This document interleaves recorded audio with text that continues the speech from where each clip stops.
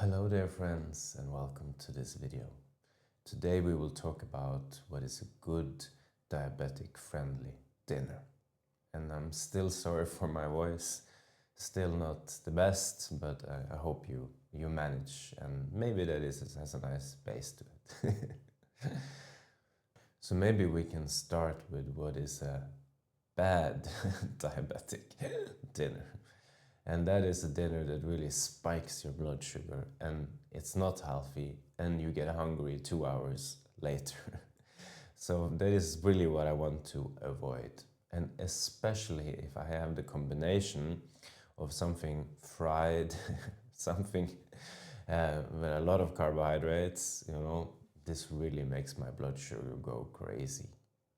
So for example, if I have some fried foods, fried rice with a lot of oil, for example, sometimes also with pizza, with burgers, with a lot of fat and a lot of carbs in the crust or in the buns, this makes my blood sugar really go crazy high. So I really try to avoid this. I also really try to avoid too much refined products, because it really also spikes my blood sugar. When it's not refined, when it's kind of more raw, your body needs time to process it, to break it down, to digest it. But if it's already done before and you just put it in your mouth and it goes kind of straight into your blood, then you really feel this rise and surge in your blood sugar. So this is also something I really try to avoid, not too much processed food for the dinner.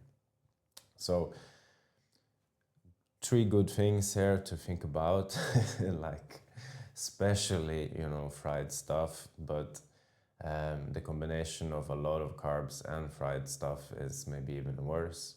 And then not too much processed food for the dinner. So I try to avoid this a little bit. And what I really try to have for the dinner is a lot of vegetables. I almost don't see any spike in my blood sugar when I eat a lot of vegetables. I try to have as good and as raw quality products as possible, less processed, better. So for example, instead of having mashed potatoes, I have ovens baked potatoes, for example. Instead of frying rice in oil, I just have boiled rice and so on. So this I also try. I also try to choose carbohydrates that doesn't give me too much of a blood sugar spike. So for example, lentils, beans, things like this is perfect. I don't really see this huge spike at all. Also, for me, potatoes, sweet potatoes, are much better than, for example, plain white rice and my blood sugar. So this I try to have more. And also there is alternative, there is wild rice, there is full grain rice and so on. So one can try to mix it a bit, or just have a smaller portion of rice and then more vegetables and maybe more meat or fish. Also here we know now that when it comes to meat, the more processed it is, often some of the additives are not very good for you. So it's good to have more the high quality, not so much processed meats. And this also comes to fish. So for example, if you have a nice juicy steak, it's better for you than, for example, bacon. Not because bacon is necessarily bad, because often they add some stuff in the process that are not necessarily good for you. Same with sausages, try to have the good high quality stuff instead of all these processed things like nuggets and so on and so on. And then you also often have a little bit of bread crumbles around, and then some things are fried as well. And it will immediately affect your blood sugar a lot. If you have, like, for example, a burger and then you have a lot of fries next to it, at least for me, my blood sugar really spikes. And if you have sweet drinks to that as well, your blood sugar really spikes. So I try to have water for my dinner, or some sparkling water or something like this. Maybe a glass of wine from time to time also doesn't really affect my blood sugar so much, because of the alcohol kind of levels out the carbs. And also with a lot of fiber, it kind of works against this blood sugar spike. So If you have, for example, a salad, you get a lot of fiber and it helps to keep the blood sugar spike a bit down. If you don't have it, you know, it's much easier for your blood sugar to really spike.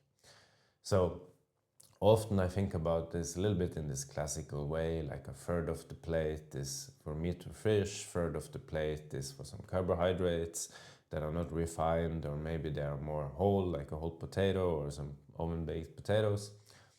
And the third is maybe then the salad. So this is often for me very, very good for my blood sugar. And I maybe take like 4 units of insulin, while if I would eat a pizza, I would maybe need to take 12, 14 units of insulin. So you can see there is a giant difference. And also when I look at my blood sugar after, like this is for the good meal and maybe like this for the not so good meal. So this is also something to think about. And of course also, don't forget about the fats and the proteins. At least for me, they affect my blood sugar very, very little, and they make me feel full for a very long time.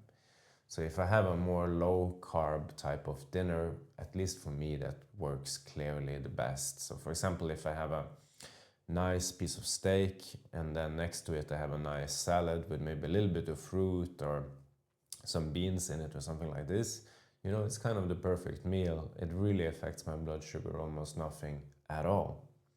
Or a baked potato with some cheese on it, for example, some sour cream, some corn, you know, and then I have, for example, a piece of meat to that and some salad. You know, it's really, really nice. Doesn't affect my blood sugar so much. And I know there are many countries with good like traditions here for food. And for me, this kind of Nordic way fits very, very well. In some other countries, they have a lot of bread, for example, for the dinner. For me, that spikes the blood sugar a lot. When I've been traveling in some Asian countries, you know, you can see really there's a lot of noodles, a lot of white rice. And for my blood sugar, this is really, really not the best. But there are also other alternatives that is much better. And of course, this fast food wave is the worst for me, really, really the worst. So this I really try to avoid a bit for at least my blood sugar. So this is how I think about the dinner. I hope it can be helpful for you as well. And it doesn't need to take so much time. You can make this quite easily. There are many recipes that are very easy to make, which takes very short time. You know, fry a steak, make a quick salad, have some oven-baked potato, you know, very fast, very easy. So it doesn't need to take a lot of time with a good and healthy dinner. There are many recipes out there that are quick, that are healthy, and that is easy, which we all want. So I would highly recommend if you're a diabetic to use a little bit time, cook the food, not just buy the very highly processed products that are finished, and yeah, and think about your health and your blood sugar so it doesn't spike. And that is healthy and it keeps you satisfied for long. I hope this was useful. Have a wonderful day.